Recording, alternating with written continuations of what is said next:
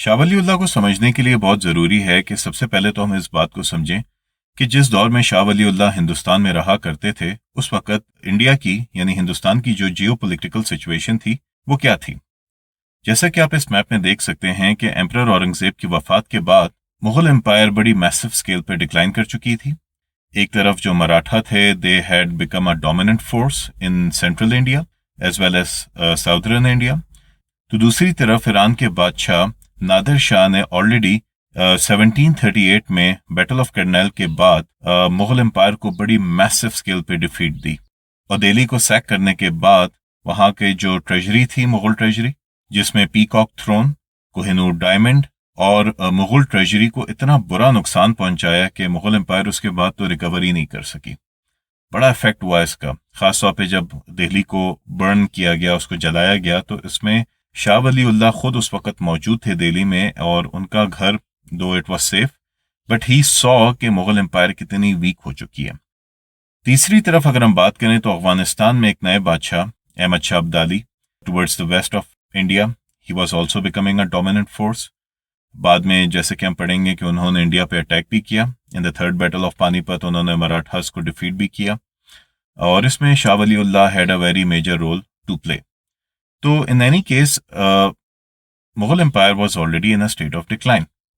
انہی تمام سچویشنز کو دیکھتے ہوئے ہندوستان میں رہنے والے جو مسلمان تھے they realized that the Mughal empire is no more in a state of power, تو لہٰذا انہی سچویشنز کی بنیاد پہ شاہ ولی اللہ جیسے اسکالرز ابھریں گے، and today we are going to discuss about Shah Wali Ullah.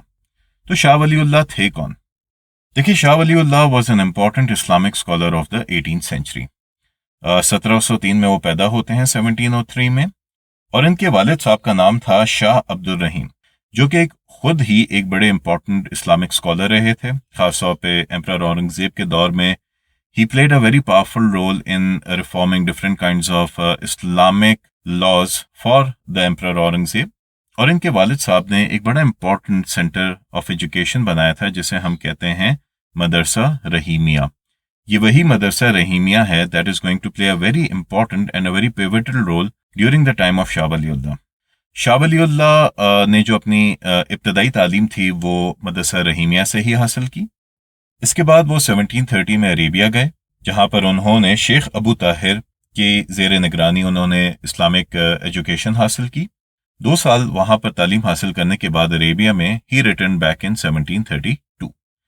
تو جیسے ہی 1732 میں وہ واپس ہندوستان آتے ہیں اور انہوں نے حالات دیکھے مغل امپائر کے اور مسلمانوں کے، he came up with important philosophical beliefs.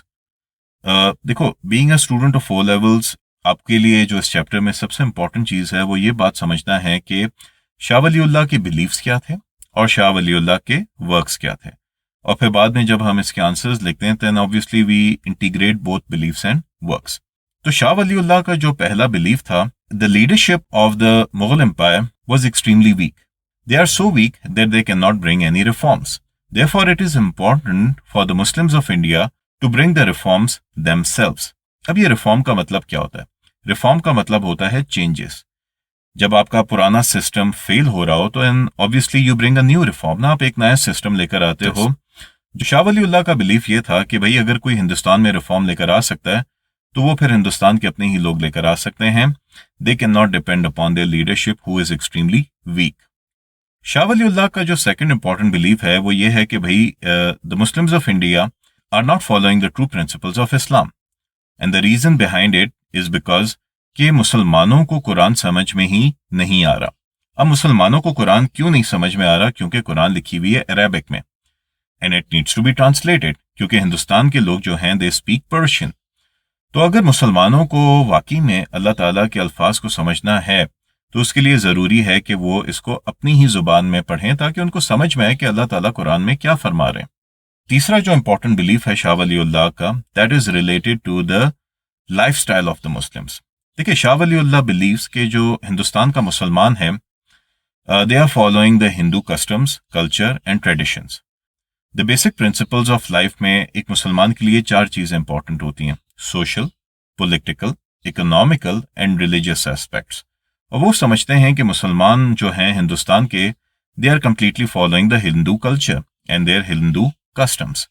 تو لہٰذا امپورٹنٹ ہے کہ کچھ ایسا ریفارم لے کر آیا جائے جہاں پہ مسلمانوں کو اسلام کے حساب سے زندگی گزارنے کی تلقین کی جائے، سمجھایا جائے کہ بھئی کیسے اسلام کے مطابق آپ نے اپنی زندگی گزارنی ہے، نہ کہ ہندوؤں کے کلچر اور کسٹم کے حساب سے. چوتھا امپورٹنٹ بلیف شاہ ولی اللہ کا یہ تھا کہ بھئی جو ہندوستان کے مسلمان ہیں they are divided in sectarian divisions, جس میں جو دو امپورٹنٹ سیکٹس تھے ہمارے شیعہ اینڈ سنی، جو آج بھی ہیں obviously, they are so divided that it has brought in a disunity among the Muslims، اور اس کا جو فائدہ اٹھا رہے ہیں وہ ایکسٹرنل پاورز اٹھا رہے ہیں.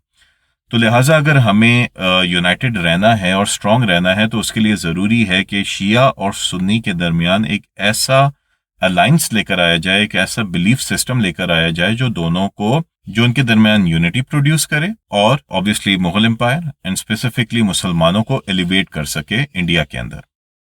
اب obviously ان تمام بلیفس کو پریزنٹ کرنے کے بعد اٹ واز امپورٹنٹ کہ Shah Wali Ullah comes up with an idea where he is going to bring a solution to these problems. تو لہٰذا now we are going to work on the works of Shah Wali Allah as per his beliefs. دیکھیں، to address the problem کہ مسلمان جو ہے وہ Islamic principles کو follow نہیں کر رہا کیونکہ اس کو قرآن سمجھ میں نہیں آتا، for this purpose Shah Wali Ullah decided that he is going to translate Quran from Arabic to Persian. اور یہ سب کچھ وہ کہاں کریں گے؟ مدرسہ رحیمیہ میں کریں گے. بڑا امپورٹنٹ ان کا ایک ورک تھا جس میں ہندوستان میں پہلی دفعہ مسلمانوں کو موقع ملا کہ وہ قرآن کو پریکٹیکلی سمجھیں اپنی زبان میں. پرشین زبان ان دنوں میں بولی جاتی تھی ہندوستان میں، اور اس کو سمجھیں اور اپنی زندگی اس کے اکارڈنگلی فالو کریں. So this was one of his biggest and one of his greatest contribution for the Indian Muslims. Secondly, جو شاہ ولی اللہ کا بلیف تھا کہ مسلمان is following the Hindu cultures and customs, تو obviously ان کو ایڈریس کرنے کے لیے Shah Wali Ullah decided that he is going to write books, ایسی کتابیں جو مسلمانوں کو ان کی social, political, economical and religious life style کو اسلام کے طرز سے گزارنے کی تلقین کرے. So for that purpose he wrote 53 books, کہیں 51 بھی لکھا آتا ہے، کہیں 52 اینڈ 53. ان اینی کیس ان کتابوں میں جو سب سے امپورٹنٹ کتاب ہے، آپ کو اس کا کم از کم ایک بک کا نام یاد ہونا چاہیے، وچ از حاجت البالغہ. اس کے علاوہ اور بھی بڑی امپورٹنٹ بکس ہیں، لیکن obviously if you are going to give a statistics, a reference of one book in your answer, then obviously it is going to be more effective. اور ایگزامینر آپ کو کہے گا کہ بھئی یہ بچہ جو ہے، یہ اسٹوڈنٹ جو ہے is able to give information along with examples and they are going to give you the marks. تیسرا جو امپورٹنٹ بلیف تھا شاہ ولی اللہ کا کہ بھئی مسلمان جو ہے وہ سیکٹیرین ڈویژنس میں کیا ہو چکا ہے؟ ڈیوائڈ ہو چکا ہے. So for that purpose, Shah Wali Allah came up with an idea. He wrote an account on the first 4 caliphs of Islam. تو دیکھیں، ہم مسلمانوں میں جو شیعہ اور سنیوں کے درمیان جو بات ڈویژن کریٹ کرتی ہے that is related to the first 4 caliphs of Islam نا، تو انہوں نے ایک اکاؤنٹ لکھ دیا on the first 4 caliphs of Islam which was accepted by both Shias and obviously the Sunnis. And it did create a kind of a harmony.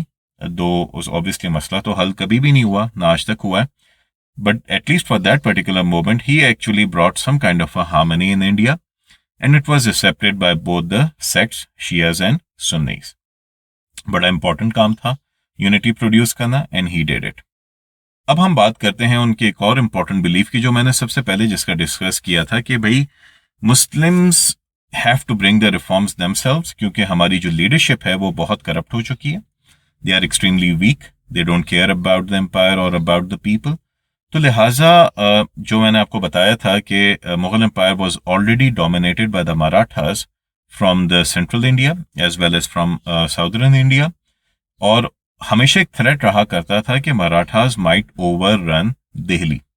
تو لہٰذا شاہ ولی اللہ نے ایک فیصلہ کیا that he is going to write letters to different smaller kingdoms in India جن کو role کرے تھے مسلمان، لیکن ساتھ ہی ساتھ جو ان کا ایک امپورٹنٹ لیٹر تھا that was for Ahmad Shah Abdali the Aghwan king. Now obviously Aghwan king had the major power. He had the armies, he had the strength, he had the numbers to match the Marathas. Ahmad Shah Abdali, when he received the letter from Shah Waliullah, so he prepared an army. وہ India آتے ہیں، third battle of پانی پت ہوتی ہے جس میں مراٹھاس کو میسیولی ڈیفیٹ کیا گیا. دو مراٹھاس ختم تو نہیں ہوئے لیکن مراٹھاز کی جو ہم کہتے ہیں نا ان کی موومنٹ یا ان کا جو تھریٹ تھا that was countered. Now again a very important work of Shah Wali Ullah جس نے ہندوستان کی پولیٹیکل ڈائنامکس ہی چینج کر دی نا یار. تو ڈیفینیٹلی ہی played a very important role in this battle.